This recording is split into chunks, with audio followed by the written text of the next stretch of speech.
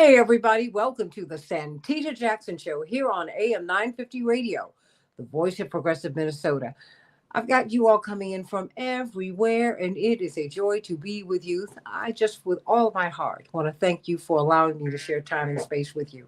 Let's get right to it, everybody. We really look to cover the top stories, issues of the day. Hey, Bernadette, got to be talking about a lot in the coming days today and in the coming days. And please, every day is like a light year.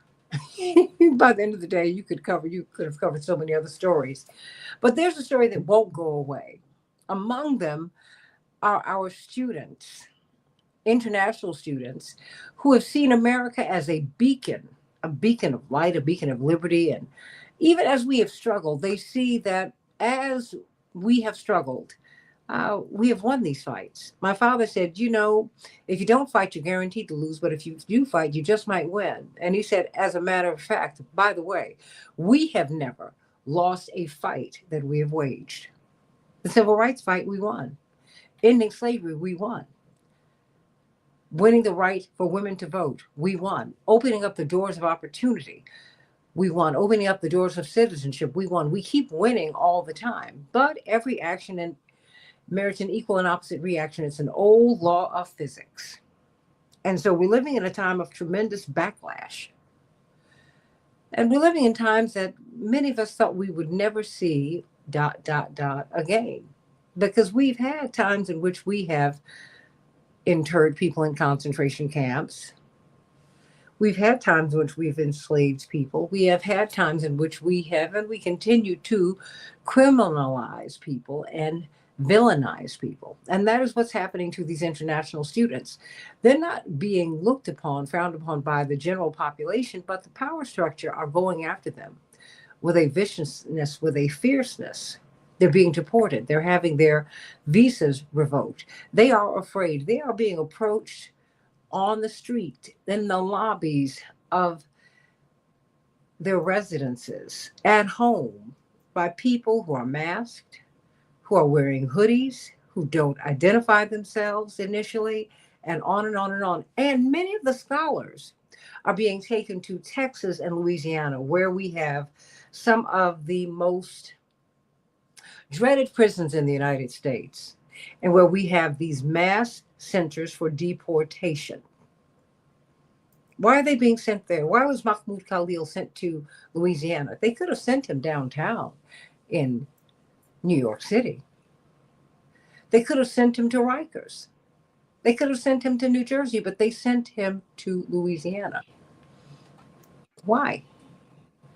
Why are so many of these students nonviolent? All of them. Why are they facing deportation? Why are they now being faced with prison time?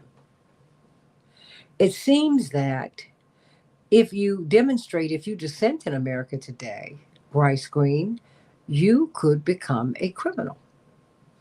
Now, we've seen that with Julian Assange, because he really is a dissenter, because he found government malfeasance and exposed it. Edward Snowden. Dr. King was a dissenter. Malcolm X was a dissenter. We can keep on going. John Brown was a dissenter. You can just keep on going. This is as old as the Republic. But now we're watching people be disappeared. And we're watching people who came to the United States because they were such tremendous promise that they would be going back home and become the leaders of their nations. But they could end up in prison, not in the United States, maybe in El Salvador. We just don't know. So, you know what? Because we're not hearing about this in the news. See, last spring, remember, we were watching the encampments, we were watching the students, and we were like, oh, getting fired up. That's still happening, not the encampments, but the activism. And remember, during those protests, you had agents going through the crowds taking pictures and monitoring and really spying and finding out who the students in the encampments were. They got home for the summer, or some of them stayed, worked, what have you. And then they got back to school this year, and now they're finding themselves arrested. Their visas are being revoked. They're being deported. Hmm. Bryce Green, Fairness and Accuracy in Reporting, PhD student at Indiana University, someone who was facing expulsion himself because of his activism. And you were actually in the crosshairs of some sharpshooters. Unbelievable. What is happening with these students now? Because something happened in Michigan. Can you bring us up to speed on that? Right. Yes. Earlier this week in Michigan, University of Michigan, UMich, there was a raid on about 5 houses simultaneously coordinated by both local police departments and the FBI, where they detained at least 7 individuals and seized electronics, seized computers, seized devices, and, seized a lot of information from these people as part of an investigation into this pro-Palestine movement. The pro-Palestine coalition at UMich is called the Tahrir Coalition, and they put out a statement almost immediately after it happened, showing the video of these raids, and these raids were pretty brutal. They used battering rams to ram through the door, damage these buildings, and abduct these activists. Uh, just for doing activism. They say that this was related to multiple instances of vandalism, and they believe the vandalism is coordinated. But does it make sense to you to use that sort of levels of militarized violence against people who are protesting a genocide and uh, and accused of doing vandalism? Now, no one has been arrested so far, to my knowledge, although the situation is still fluid. However, the devices that were seized is likely a prelude to some sort of future investigation and future arrests. Now, this is coming as the Trump administration is, hands in hand with Israel and supported by the Israel lobby and also supporting the Israel lobby. And that lobby is pretty clear about what it wants. They want any level of pro-Palestinian speech to be criminalized, to be attacked, and to be silenced, because that's the only way the Israel project can continue to operate, is in silence. When people don't speak out, then Israel and the United States and other aspects of American empire will be able to continue on unabated. And so these protesters are just the tip of the iceberg of the ways in which the Israel lobby and the Trump administration is pushing back and attacking peaceful protesters. And now we talk about the Trump administration's lawlessness, and we can return to that. But I should also note that this follows a trend of this happening under the Biden administration. I mean, today is the year anniversary of, like you said, my own arrest, my own targeting by snipers, and dozens of my friends as we protested in Dunn Meadow at Indiana University. Well, wait a minute. I want people to understand that this is not hyperbole. You and I have talked about this on this show before, but you were literally targeted by snipers. Yes. Right. The audio, the pictures of the snipers emerged online, and some people denied it for some weird reason. But that got a lot of traction. But what some people don't know is that some of our organizers were listening to the audio files of the police scanners that were open channels available to people who are listening. And they basically said, like, we have your main actor here. It's this black male with an afro, blue shirt, black shorts, and well, that's me. And later on, you saw the body cam footage released from the police on the ground where they were describing precisely their orders. They targeted another organizer who was wearing goggles, and they also targeted me. They said, all right, if he stays over here, your job is to go get black afro guy. And so this is the year anniversary of that, and of the encampment movement of the student intifada writ large. But that all happened under Joe Biden. That all happened under a Democratic administration who was just as supportive of Israel as this current one is. In fact, it's arguable that the previous administration was more supportive of Israel. But it doesn't matter when there's a genocide going on. But this repression has continued into the Trump years. We saw earlier this year, one of the early things that Trump did in his administration was get Marco Rubio to authorize the abduction of Mahmoud Khalil, who was an organizer with Colombia's encampment movement, pro-Palestine movement. And it recently came out, I think a few days ago. It was reported that, according to new court filings, that the agents who arrested him didn't even have a warrant for arrest. They said that they arrested him because they believed that he was liable to flee the country before a warrant could be produced, which is patently absurd on its face. I mean, he had an 8-month pregnant wife at the time and was abducted right before she was supposed to give birth. Now she's given birth without him present, and the ICE detention facility has denied requests for him to be released to go see the birth of his child. But because the cruelty is the point, they abducted somebody without a warrant, and they said that he was uncooperative when they tried to abduct him, and they used his uncooperativeness as a justification for the continued abduction.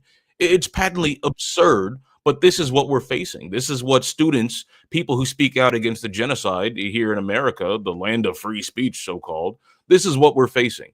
And it's incumbent on people to, A, understand that this is going on, but also to fight back against it. You can't fight back against something that you're not aware of. And so I hope to open people's eyes to what's going on. I know your audience is sympathetic to this movement and is doing its best to keep up, but so many things are happening in the American political news media environment and landscape that it can be difficult to keep track of these things. You know, the Trump administration is using a time-honored tactic. It's called flooding the zone, in the words of Steve Bannon. You know, he says that they can do all sorts of things. They can launch all these different assaults on multiple fronts, but the news media can only keep up with so much. And so if you flood the zone, you guarantee that a sizable chunk of what you end up doing will not be adequately covered or focused on by the mainstream media. And so these students who are briefly detained after their homes were raided by the FBI and police department, that's one of many instances of repression, but it needs to get the attention it deserves if we're going to have any semblance or any pretense of a free and open society. We're talking with Bryce Green, a PhD candidate at at Indiana University. Student activist, brilliant writer, of course. I was first introduced to him through Fairness and Accuracy in Reporting, as he has given us excellent context on Ukraine, for example, but also on the Middle East and other areas and issues of great import. We're talking about the student dissenters, the dissenters, and who are being arrested, who are being they're being pulled from their homes. I think of the Arab American lawyer who went to the islands with his family. You heard about this just a few weeks ago, and he was returning, and they would not let him back in the country, his home country. They said, we want to see your phone first. He said, no. And he's a lawyer. He said, you don't get to see my phone. Let me come. I'm a citizen. He was born here. Well, once you've decided to become a citizen and you get sworn in, that's the end of it to me. But he was born in the United States. My point is, this sort of thing, Bryce Green, is spreading. It's like it's a cancer. It's not going to be confined to international students. Right. We experienced this with COINTELPRO.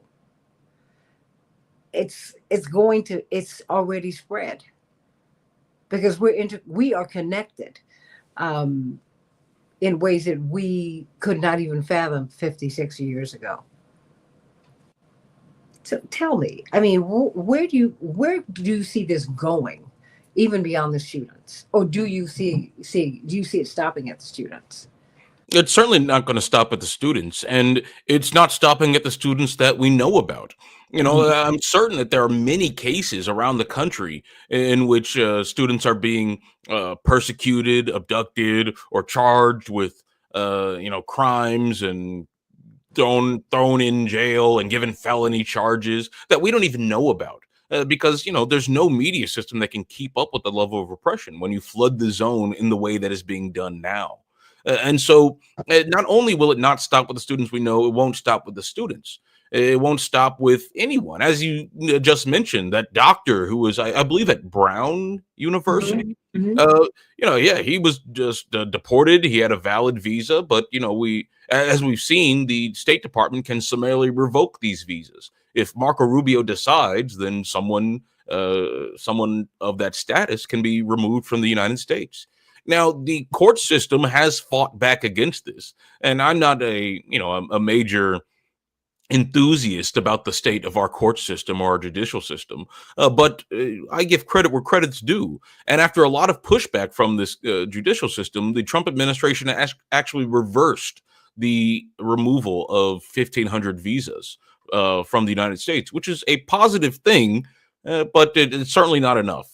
And it's certainly not indicative of the Trump administration's disposition to how people should be treated, how people who aren't citizens should compare to to citizens. The administration has made it very clear that it intends to do whatever it can, regardless of what the letter of the law is, as long as they think they can get away with it.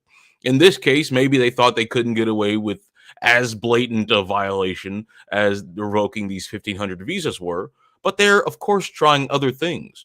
I mean, just recently we had Trump himself give an interview about Kilmar Abrego Garcia, who was deported to El Salvador, and the Supreme Court, while the plane was in the air, ordered him to turn that plane around and move it back. Trump, held up his hand, said, "I can't do that. It's not within our power." But there was recently an interview where a reporter actually asked Trump, "Are you complying with the Supreme Court's orders?" And he said, "Yes, I'm complying." And then the reporter asked, "Well, you haven't asked, the government of El Salvador to send him back, have you?" And he said, "No, no one's asked me to send it back." And he just pushed it all on his lawyers. He said, "Hey, the lawyers haven't told me that the Supreme Court said I have to bring him back, so I haven't done anything." Well, if you're able to insulate yourself like that, say, "I don't know anything, I'm only doing what my lawyers tell me," well, then you aren't responsible for anything, basically. And you can do whatever you want. You can just throw off responsibility, say, "Well, I'm letting my legal team handle it." That seems to be the strategy that the administration is going to be using for any sort of illegal activity or unconstitutional subversion of the decision of the Supreme Court. If that's what's going, and there's no one to stop him, right? Andrew Jackson famously said to the Supreme Court, "Who's going to enforce your ruling? Like, with what army?" And Trump seems to be bracing up against that same mentality.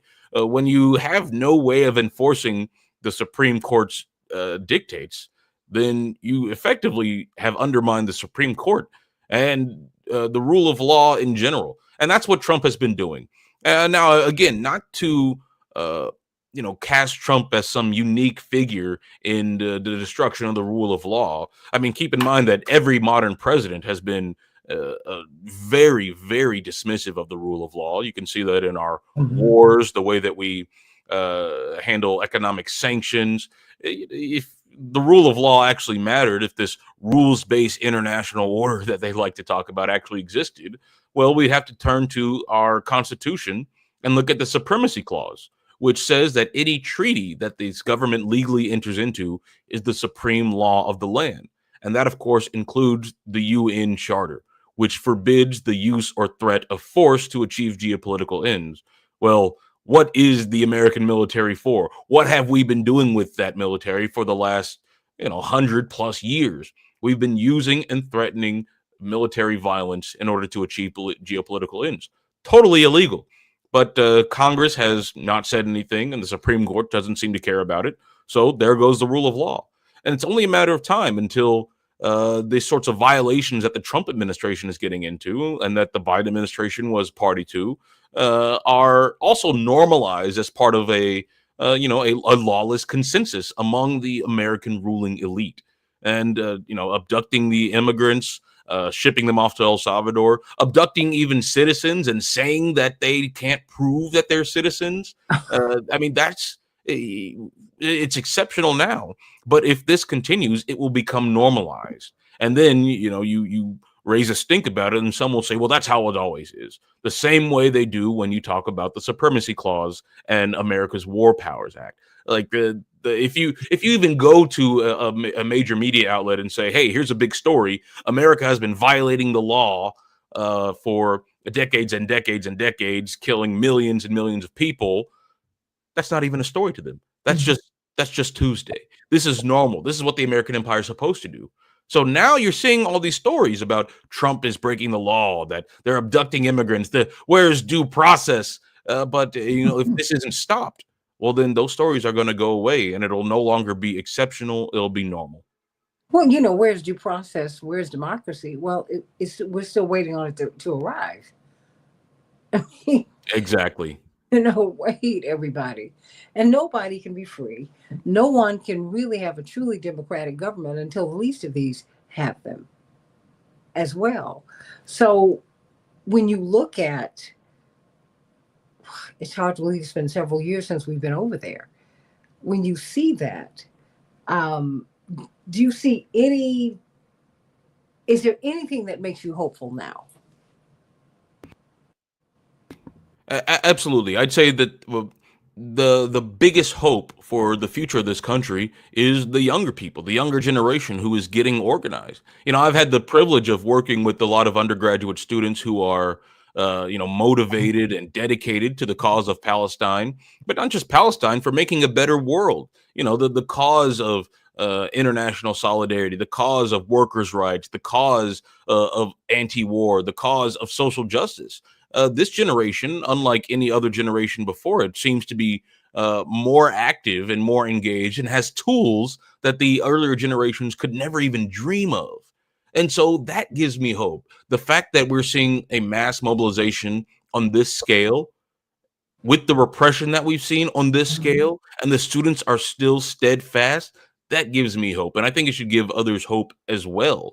There was a time, when students were not speaking out. I always give the anecdote of the first time that I had a Palestine solidarity meeting at Indiana University, and a few handful of people showed up, but it was outnumbered by the pro-Israel people. And they just shouting out dumb questions and whatnot, distracting people from the actual issue. Distracting or disrupting your meeting? Not disrupting in a way that it Well, couldn't go on, not but disrupting as in derailing, shouting certainly. down, but disrupting is attempting to sabotage when you move people off Exactly. the point. Yeah, Yes. But because now, it comes in so many ways. That's my point. no, absolutely, absolutely. But now, they would never even dream of doing that. There are so many pro-Palestine students, so many students willing to speak out, so many students doing the work of actively fighting against Israel's genocide, actively fighting against the massive propaganda campaign that Israel and the U.S. is facilitating, actively breaking through the fog that is pushed on the American public by the major media institutions and the giant Hasbara apparatus designed to maintain support for Israel. They're not buying it. And so they're getting organized and they're doing things that, even I don't have the ability to do. They have tools again that earlier generations didn't have, and they are using them. They're using their voice. They're going out and saying, hell no, we won't take it. This is our future. We won't let our universities, we won't let our countries, our states be complicit in genocide and the worst crime of the 21st century. That gives me hope. And my only hope is that this continues, that this trend accelerates towards, a new future. Now, the American political system is a different story, right? You have the students who are doing great work, but the political system seems to be ossified, seems to be completely immune to the changes from below. And that's because the party structure, the two-party system that we have, and the first and the winner take all victory status of our elections, it allows some of the more radical and elite elements of our political economy to basically dominate both sides of the aisle. And if both sides of the aisle are controlled by the same interest, well, then you don't really have a functioning democracy. You have a kabuki theater. But like I said, the young people are starting to see through that. And some of the young people are figuring out ways that they can engage and potentially change this political system. And, there's no playbook for how to do democracy, for how to do significant political change, to how to do a revolution. There are some guides, but there's no handbook that you can follow. And so watching the students experiment with different types of organization, with different types of um, tactics and operation, all of that is extremely hopeful despite the repression.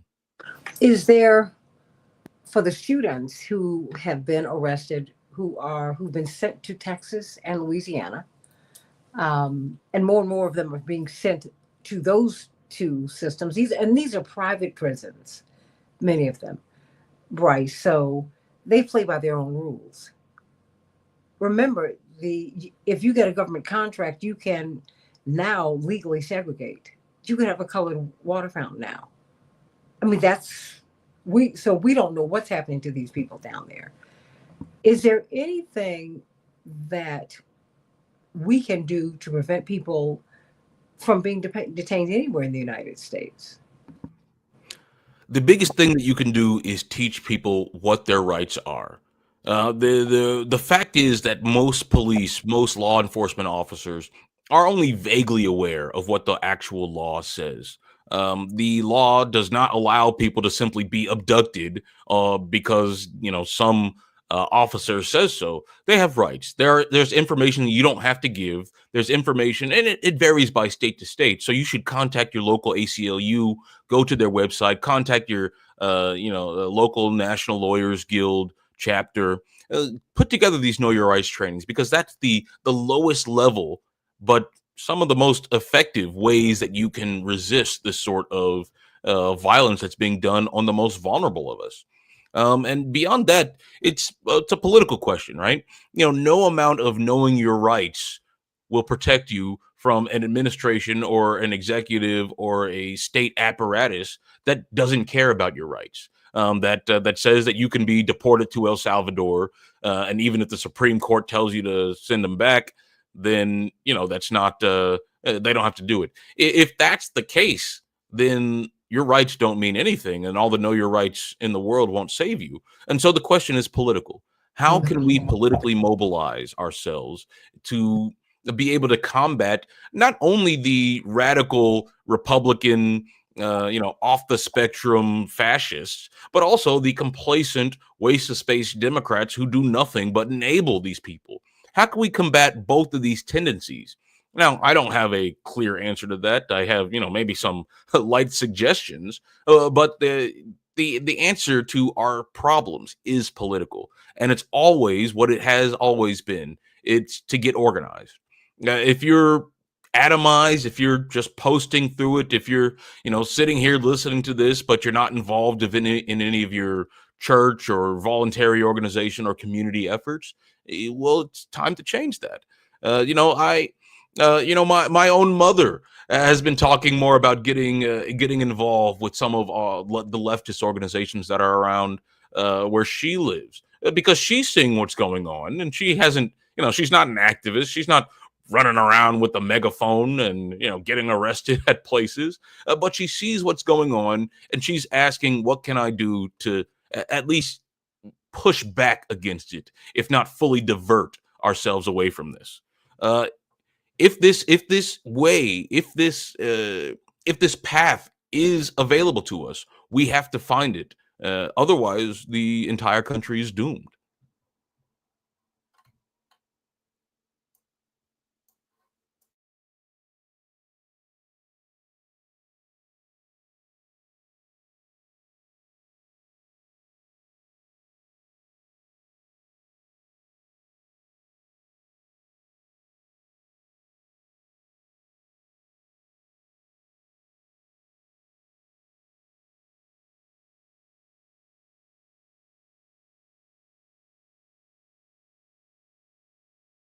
Okay. You're back.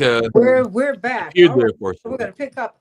I was going to ask you about the nature of this issue that we're dealing with, because we keep making this about religion. for example, right? And this is not, this is to me, this is a political fight. This is about land. This is about resources. This is about wealth. Because at the end of the day, people really don't care how you worship or if you don't, if you believe, if you don't believe. This is power. When you look at the questions surrounding the Black church, it has been my experience. The questions have never been about Black church and the Black church and your faith in the United States. The Black church has always, however, been a political organizing mechanism because it's the place where we gather most frequently in the greatest numbers in the country. And the freest, they say, the freest and richest Black men in particular in America are still the Black preachers. They're the ones who are free enough to speak, who speak to our experience. Out of I think there are more than 60 Black caucus members in the U.S. House of Representatives. Only 11 of them now represent majority Black districts, Bryce. So when you look at the Black caucus that you have, is not the Black caucus I had when I was your age. I had Ron Dellums, I had Shirley Chisholm, I had Charlie Rangel, I had Augustus Hawkins. I mean, I had people who, John Conyers. I had folks who 10 toes down. Adam Clayton Powell, who I don't remember, but that's from my parents' generation. That's who he is. I went to school with his son at Howard, very dear friend. And but he was a minister who was from Harlem when Harlem was majority Black.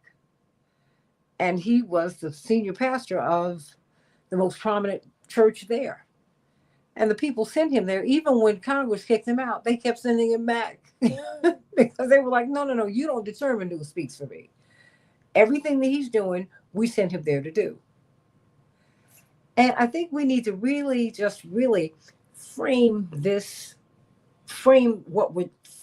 give the proper frame to what it is that we're discussing. Because to act as if, this is just about, where you worship, how you worship, who you worship, if you worship. No, this is about power. It's a far off land in the Middle East that no one cares about, and it doesn't affect you. And it doesn't. It's a 1,000-year-old conflict. These are all the things that you hear. Yeah, this is not true. I mean, up until the Nakba in 1940, from 1945 on, really, the three, the Abrahamic, the Mosaic, and the Jesus tradition met peaceably. They were living together. But it was when the British, who with their imperial mindsets, and the United States, their babies, got involved in this and decided they have created so much hardship all over the world. And they decided to chop up that land, not because it was so, they knew that it was resource rich, Bryce. We need to be honest about this. And I'm wondering also from you, because you do this kind of research, is this a generational change that we've seen? Jonathan Greenblatt, of the ADL said, you guys, we are missing this. This was like right after, in the month or so after October 7th, this did not go the way they thought it was going to go. I thought it was very interesting, October 7th, 8th, the A teams of all of the major news organizations were already on the ground there. I said, whoa, wait a minute, did you all know something was about to happen? Because I know how this works too, right? So you look up and, okay, they're already on the ground, but the reaction to it confounded the establishment because people went in a completely different direction. And you did so boldly because your age group went so boldly, went forth boldly and said, this is not the way this is going. You all are not telling us the truth, and we're upset about it.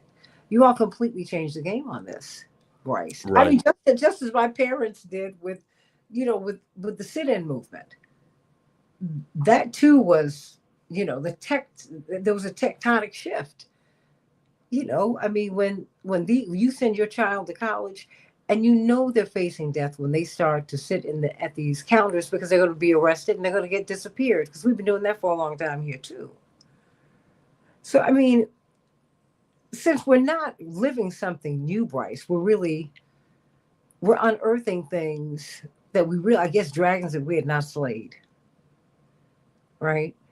Yeah. It just, Yeah. You you know, know. what you're talking about is exactly what I think it was the Israeli Minister for Strategic Cultural Affairs or something or whatever, but they considered one of the major threats to Israel's, quote unquote security to be the new generation of especially young black people who are Mhm, no longer accepting the Israeli line on Palestine. The fact that the Black Lives Matter movement and it seeded a lot of ideas in black youth and black culture mhm. that are antithetical to the Israeli project. That they're finding more solidarity with the people of Palestine than with the people of Israel. And it was the same thing that was happening, like you say, in the '60s when Martin Luther King was caught between a lot of his Zionist supporters and a lot of his more radical black activists like Malcolm X, who had went to Palestine and connected the oppression that Americans face, Black Americans face at home, to the empire that's being used to support Israel abroad and oppress Palestinians and Africans alike. And so they But, definitely see. but hold on, because even then, there was Dr. King didn't have the same fight with Zionists that say Reverend Jackson did 20 years later. Oh, not even close. He didn't live long enough to be a part of that Well, fight. because the Jewish community didn't like Zionists either. Look at Einstein's letters. Oh, right, They were like, whoa, hold on. And you had John F. Kennedy actively fighting against them. He was in a big fight with them when he was killed. He said, no, right. no, you don't need nukes. And in fact, I want to know what your program looks like. And furthermore, UN inspectors. you need to register APAC, which was not APAC then. They were soon to become that. You need to register as a foreign lobbying organization. Right. And these fights were all happening, Yeah. very very quickly during the '60s, and the '67 war, which Israel Mhm. launched, and there's a lot of deep history behind that, but the war was launched in order to smash the Arabs and also grab the promised Holy Land, Judea, Samaria, Gaza, these areas, and this is the origin of the current occupation that we have now. If we want to talk about the purely legal definition of occupation, from Israel proper extending into the Sinai, Golan Heights, Gaza, West Bank. This was less than a year before Martin Luther King's own assassination, and in that period, although Martin Luther King had said positive things about Israel in the past, that was in part due to his own ignorance of the situation to some degree, but also is before a lot of this had entered the American consciousness in the way that it has, well, especially now. And what the Israel lobby today is scared of is another wave of Black consciousness and young people consciousness in general being filled with pro-Palestinian messages. That's why the ADL put out this report recently. I'm sure you saw it. That showed just hundreds and hundreds of percentage of increase in anti-Semitic incidents around the country. And all over the country, there were these headlines that said, oh, Indiana has a 700% increase in anti Semitism. New York, hundreds of percent increase in anti Semitism. Philadelphia, California, all these places. The reason that is there is because the ADL exists to conflate criticism of Israel with genuine anti Semitism. And if you actually look at the data of what they're considering to be anti Semitic incidents, it's things like, hearing Free Palestine while on the street. It's things like seeing a sticker of a Palestinian flag on a sign somewhere, or it's I had to sit by while this pro Palestine march came in front of my house. It's things like that. And it's very obvious that this has increased over time. But what's egregious is that they're calling this anti-Semitism. This is a way to try and tamp down and to justify the repression of the pro-Palestine movement, which I think everyone in your audience should understand that by now. But one of the reasons they do this is so that the politically minded people will be chilled from using their speech, or will be pushed away from these movements when they get into the mainstream political ecosystem. And if you have the mainstream politics of this country completely divorced from the grassroots, especially on Israel, well, then that gives Israel the ability to do what it wants. There was a poll recently that showed that 71% of Democrats are in favor of ending support to Israel in some way. Well, how many Democratic members of Congress are in support of that or have come out in support of that? It's next to zero. It's maybe one or two. You have a little bit of the this disarm Israel movement. You have the Bernie Sanders, the Rashida Tlaib. But certainly that's not indicative of the entire Democratic Party apparatus and their mentality on this issue. They've been very clear that they are devoted to Israel. John Fetterman is talking almost like he is an Israeli. I mean, it's insane. So Well, they're but he disconnected from this younger generation, and as this younger generation matures, Israel's going to have a major problem hiding their true reality from the American political mainstream. Have you seen what's happening with John Fetterman's staff? Yeah, I've heard that I'm they're departing in droves because they're like, I came really here to serve Americans. I came here to make my district better. I came here because I thought we could fight for abortion rights and a better working class. I don't want to spend all my time doing stuff for Israel. Not only is it not my country, it's also an insane country that's committing genocide. I don't want to be spending my time doing that. So I can understand why a lot of these people are departing. I mean, I wasn't too big of a fan of Fetterman beforehand. He was kind of peripheral, but now I can definitely understand why someone would just walk away. And I could easily see how someone like Rashida Tlaib's office is getting flooded with applicants, flooded with volunteers and people who want to get involved.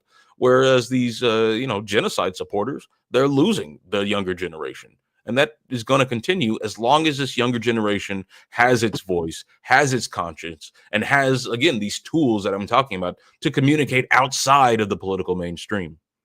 Well, what is going to happen to the students? And let's move to the American students for a minute, because we do know that at Harvard it was the Palestinian students, Palestinian American and those with visas, and the Black American students who were taking the biggest hits.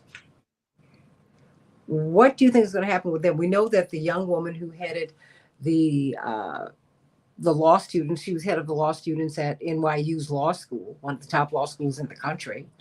Um, Not only was she removed from that position, she had job offers revoked. That's happening. It's not doxing. These people are being blacklisted. That's what this is. Right. So, I mean, what happens? I mean, and particularly as we have DEI. Well, maybe she needs to join the armed forces, because that's the only place where they have carve outs for affirmative action. If you decide to do that, and it really isn't funny. That's not gallows humor. That's very real. And what's going to happen to these American students? I mean, I just see something dystopian, Bryce. No, I think dystopian is the exact word to describe what's going on. Like you mentioned, the blacklist. Right when these protests started, right after October 7th, there was a reporting about this group of billionaires and hedge fund owners and corporation managers. They got together in a group chat and they essentially, like the Bill Ackman types, and they got together and they essentially said anyone who's involved in these protest movements, even tangentially, needs to be on a list so our firms won't hire them, so that they won't be a part of our system, so that they won't be included in these elite institutions that do actually run the country to a large extent. These corporations. If you're able to prevent any sort of ideological diversity on this issue within your corporation, within these halls, well, then you're essentially trying to change the direction of the whole country, to try and make it to resist the popular opinion on Israel, to resist the popular opinion on American militarism in general, and to flood the zone with all sorts of people who are subservient to power. And if you speak up, I mean, we've even seen people who were harassed and doxxed and targeted just for being tangential to this protest, just for having their picture taken, maybe while maybe they showed up to a protest for a few minutes, someone snapped their picture, and then tried to ruin their life for it. Here at Indiana University, we had last year we had the president of the student body who wasn't even involved in the pro-Palestine movement, but she was attacked by the pro-Israel students on campus just because she was perceived to be supportive of Palestine. And now she has a page on Canary Mission. It's absolutely insane. What's even more dystopian is that these blacklists, like Canary Mission and others that I probably don't know about, I probably don't want to know about, but these blacklists are being used directly by the federal agencies who are targeting organizations who are or targeting organizers and individuals who are engaged in protesting against Palestine. And we have reporting on this. And this was always what it was going to be used for, right? This wasn't just to prevent people from, entering Israel, or just to, protect students on campus from these violent pro-Palestinian characters. No, the goal has always been capture of our institutions to serve the interest of Israel and to serve the interest of American militarism writ large and the corporate state that runs it. And so the fact that Canary Mission is being used to target and harass organizers is, again, a dystopian and nightmarish scenario. But like I said, the only way we fight against this is by organizing, is by continuing to speak out, is by supporting those people who are doing the fighting on the ground. We're talking with Bryce Green, fairness and accuracy in reporting. We only have a few more minutes left here, but let me get as much out of you as I can. Because this is very important, because although this is no longer in the headlines, it's still happening. Moreover, the pace has quickened and the stakes are higher. They're sending people to basically their concentration camps. We don't know what happens at these ICE centers. We don't know. And they are in places that are rural, that are not easy to get to, and certainly their families cannot get there. And many of these people are not from the United States. So, this to me is very, very dangerous, because now I'm also wondering if, since they are doing this and they're coming and getting people who look like they might not be from the United States. That's all of us, Bryce.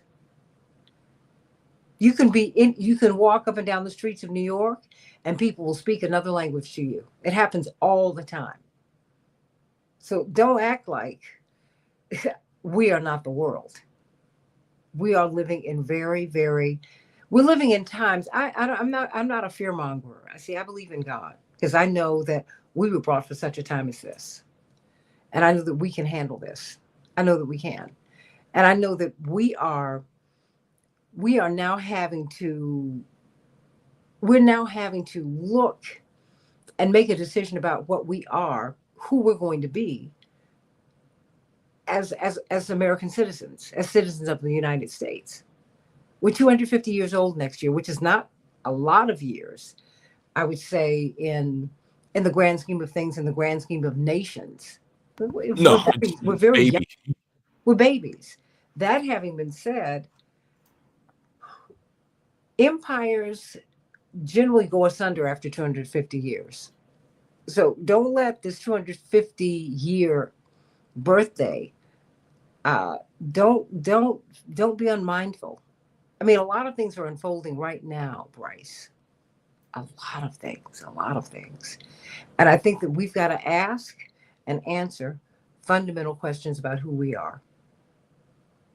Is it okay for people who are visiting the United States, who've hopped through hoops to get here?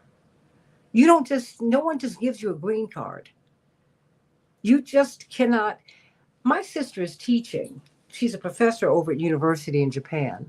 It took her close to a year to get all of her papers together, Bryce. The interviewing process was, they don't let you into their country unless they know who you are. Okay? Not to mention the fact that once you brought in, even though we don't have the same kind of system, you're brought into the healthcare system. You're brought in as a guest of the state. And that's essentially that's what happens when you're working out of the country and you're paid out of the country. You're paid, it's it's a very it's this is very serious business. This is not something you don't just walk into somebody's country and do anything. You don't even do that in the United States. And these people, they're being disappeared, Bryce. And I'm wondering what their legal recourse is. Do they have any? Are they getting any help? Do we need to raise money for them? Is there any way they can communicate with any of us so that we can help them? And I think that we should. Is there anything that's happening to help them, Bryce? I mean, because you're a student, this is your space. So this is where this mobilization and the community that has been built over the last 2 years, over the last decades of pro-Palestinian activism comes into play. The line that activists always use is "we keep us safe." That the institutions that are set up ostensibly to ensure our safety, they're captured by some of the institutions that are harming our safety now, and so we can only rely on each other in order to keep us safe. That the legal apparatus, the judicial system, the courts, they can't fully be relied on. And so these networks, there are all sorts of organizations around the country doing amazing work to support pro-Palestine organizers, to support immigrants who are being abducted and targeted by ICE raids. Places like the ACLU, the National Lawyers Guild, the Palestine Legal, all of these, NGOs and nonprofits that are here to support the movement. Supporting those, if you don't know of anyone directly in your community, is the best way that you can support this movement. If anyone is out here feeling, like we're traveling into a dystopian nightmare without any brakes on the vehicle taking us there, well, then you can do something. You can try and fight back. You can give money to people who are fighting back. You can contact your local organizers and ask them what can they do. I guarantee you that they are desperate for people to start asking what can they do. They are desperate to see the wave of people who are now waking up for the first time, or maybe not for the first time, but maybe for the first time getting active in these in this communities. generation. Because In this generation, this exactly. generation, you've always had, because I had my generation, because when I came of age, there was a no talk policy. You could not utter the proper noun Palestinian in conversation. Certainly, it could not be in the political discourse. And they wouldn't use the word occupation in the newspapers. What you couldn't do it. That was what the Jackson, not just the campaign, before the campaign, the resistance to the campaign from the JDL and all of that, was they were afraid that Reverend was bringing the black church into this, which is what he did do. Because, and by bringing the black church into this, it was a game changer. And so now, and that was a very, very heavy lift, and he paid a heck of a price for it. I just saw some article where they were describing him as someone who was an anti-Semite in a corporate media publication. I said, okay, well, you all going to do this until past death, but there it is. You take the stance that you take, and I think it was the right one to take. My question is now, what do we do? Because now this has become, well, not now. It's an international incident, because now you've taken people's children in a time when America is not the number one superpower. Increasingly, that is so, Bryce. Okay, I mean, they now said that over in Ukraine they saw Chinese fighters fighting with the Russians. Of course, they share a border. Many Russians are ethnically Chinese. Are you crazy? You're not thinking. We talked about this, didn't we not talk about this several years ago? Oh, yeah. And it's even worse now. I mean, you look at the ship production, you look at, it was in 2017, I think, that if you look at the GDPs of China and the United States, China actually beat the US if you adjust for purchasing power parity, which, actually accounts for the real productive capacity of the economy. And so American planners understand that. 2 weeks ago, they became number one. 2 weeks ago. They now have the number one economy in the world, which Yeah. is why that Donald Trump is not going to get a call from them. They don't have to. And they've told you they have their influencers, they have their foreign ministers who have been in social media telling you, I don't need to call you because I don't need you. Right. This, And and this is a whole other conversation about the tariffs, but it's all interrelated. It's all about empires and power and the fall of empires and what they're willing to do to hold on to the last grip. Like Israel, for example. If you look at Israel now, they're not a state with a decent future. They're not a country that it's on track for growth and development and safety and security and anything like that. Their economy has been destroyed by actions they themselves have taken. Their culture is completely insane and genocidal and maniacal. They have regular pogroms that are supported by the government. They are fighting amongst themselves within, many Israelis are talking about civil war being potential these days. That's not a very healthy society, but that's because Israel is a microcosm of the broader American led Western empire that is run by corporations for the wealthy, just for the purposes of making a buck and for some sort of ideological devotion to your own superiority. This is what the story of the tariffs is. This is what the story of Palestine is. This is what the story of Ukraine is. This is what the story of almost every single thing that you can think of in the news today. And if we understand this as the broad narrative, then it gives us the tools to be able to analyze and adequately fight back against these forces that are trying to not only oppress students and immigrants, but oppress the entire world. So if we're able to fight back against that, well, then maybe we have a fighting chance to make a better future. And like I said earlier, this new generation, these younger people, and I say that like I'm not 27, but these younger students, they do give me a lot of hope because they are devoted to that project, and it is only through that devotion are we going to achieve salvation. well, we've already turned the corner. I mean, what do they say? The horse is out the barn. That, Is that what they say? yeah, that's an old Southern expression. It's already gone. I mean, just, this times have already changed. Bob Dylan sang it 60 years ago. These times they are a changing. Well, they've already changed, everybody. The world Absolutely. it has changed. Do you have anything you want to say before we go? I don't know, just free Palestine. If you want to support your local Mhm. organizations, please do so. If you want to support, the Palestine Solidarity Movement at Indiana University, please do so. You can find us at, Instagram at PSC underscore IU. I believe that is the Instagram. I'm not the best on that one. But certainly searching for Palestine Solidarity at IU gets you our Substack and ways that you can support us going forward. And you can definitely find ways to support your local organizations. Get involved. Like give them a call. You probably know somebody who's been involved in these protests. You should ask them how they will be able to get how you will be able to get involved. Uh, Find your local immigrant support group. Get involved. Donate money. Find your local, food bank. Get involved. Donate food. Hand out some food. Like there are so many things that people can be doing right now that'll push back at least somewhat against the coming fascism. And the first step is getting involved. The second step is getting organized. The third step is victory. It's always been like that.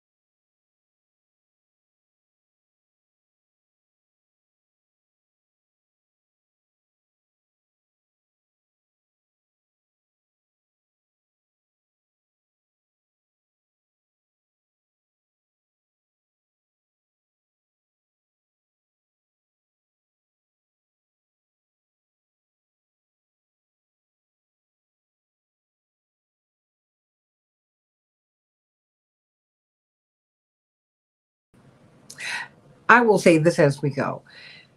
Standing up for Palestinians does not mean that you're standing against Israelis. I believe that Israeli security and Palestinian justice are tied to one another. Lions and lambs must rest together. That's just the way it is. Uh, God tells you that you have a table that is prepared for you. There's a seat added for you in the presence of your enemies, because your enemies are God's children too. And maybe that's one of the great lessons that we have to learn right now. Oh, Shyla, how you doing? And thank you so much. I am tired, but really, I'm also dealing with some eye issues because of a vitamin deficiency I've got. That's why I put my glasses on. I've tried to make it without them for a minute, but I couldn't. And so but think about that, everybody. We all have to figure it out. Rodney King, may he rest in peace. Oh, may he rest in peace. Can we all get along? Yeah, we can, but not without freedom and not without justice, not without love. Dr. King did say that his book was The Strength to Love. It takes strength to love. It takes strength. It takes strength. And may you have that strength and may you have peace. I'll see you in a few hours. We're going to talk about, I'm not so sure. I want to talk about Shador Sanders. What do you think? I hope so. AM 950 Radio, the voice of progressive Minnesota. I'm Santita Jackson.